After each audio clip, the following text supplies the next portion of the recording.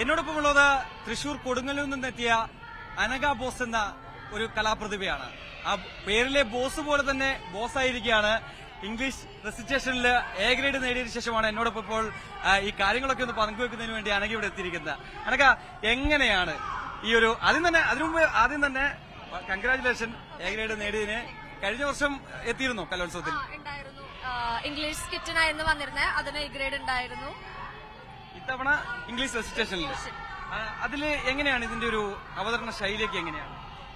Like ഞാനിപ്പോ ഒരിടത്ത് പോയെന്ന് പറയുന്നത് ഒരു അച്ഛൻ മകന് നൽകുന്ന ഒരു അഡ്വൈസ് ആണ്. സോ ഞാൻ പാടിയപ്പോ ലൈക്ക് അത് റിസൈറ്റ് ചെയ്തപ്പോ ആ ഒരു ഫീലൊക്കെ ഉൾക്കൊള്ളിച്ചാണ് പാടിയത്. സോ അത് നമുക്ക് വേണ്ടി ഒന്ന് ചെറുതായിട്ടൊന്ന് അവതരിപ്പിക്കാം. Sure. If you can keep your head when all about you are losing theirs and blaming it on you.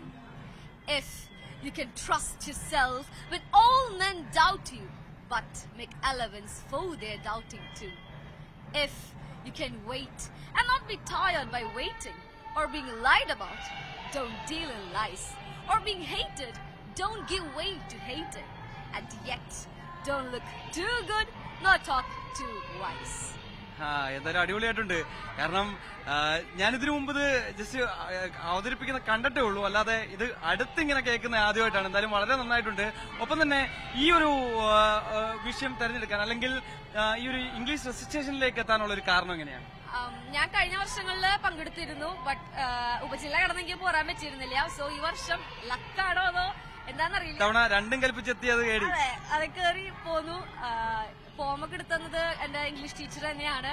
മാം കാരണമാണ് സത്യം പറഞ്ഞ ഞാനിവിടെ നിൽക്കുന്നത്. മാമിന്റെ ഗൈഡൻസും സപ്പോർട്ടും കാരണം തന്നെ. സജിത മാം എന്നാ പേര്? Sajitha ma'am. So she's the reason I'm standing here. അപ്പൊ തന്നെ ഇതിൽ എന്തെങ്കിലും ഒരു തീം ബേസ് ചെയ്തിട്ടാണ് നേരത്തെ പറഞ്ഞു വിട്ട് അച്ഛനും മകനുമായിട്ടുള്ള സംഭവം അല്ലേ? അച്ഛൻ മകന് നൽകുന്ന ഒരു അഡ്വൈസ്, അതായത് ഈ ലോകത്ത് എങ്ങനെ ജീവിക്കണം. പോത്തിന്റെ പേര് ഇഫ് എന്നാണ്. അപ്പോ എങ്ങനെ ജീവിക്കണം, ഇങ്ങനെ ചെയ്തു കഴിഞ്ഞാൽ നീ ഇങ്ങനെ ആവും, അങ്ങനെ ഒരു ടൈപ്പ് ഓഫ് അഡ്വൈസ് നൽകുന്ന ഒരു പോയാണത്. അപ്പം അതിന്റെ ഒരു വേറൊരു രീതിയിൽ ഈ റെസിറ്റേഷൻ തന്നെ അതിലൊരു കുറച്ചുകൂടെ വേറൊരു രീതിയിൽ അവതരിപ്പിക്കാൻ പറ്റുമോ? അതായത് നമുക്ക് വേണ്ടി പ്രേക്ഷകർക്ക് വേണ്ടി ഇത് ഇപ്പൊ നേരത്തെ അവതരിപ്പിച്ചല്ലോ, അതുപോലെ വേറെ ഏതെങ്കിലും ഒരു കാര്യം നേരത്തെ ചെയ്തിട്ടുള്ള വേറെ റെസിറ്റേഷൻ ദ ഔൾ ക്രിറ്റിക്സ് എന്ന് പറഞ്ഞൊരു പോമുണ്ട്.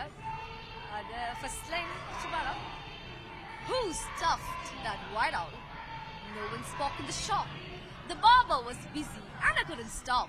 The customers waiting their turns were all reading the Daily, the Herald, the Post, little heeding the young man who blurted out such a blunt question. No one raised a head or even made a suggestion, and the barber kept on shaving.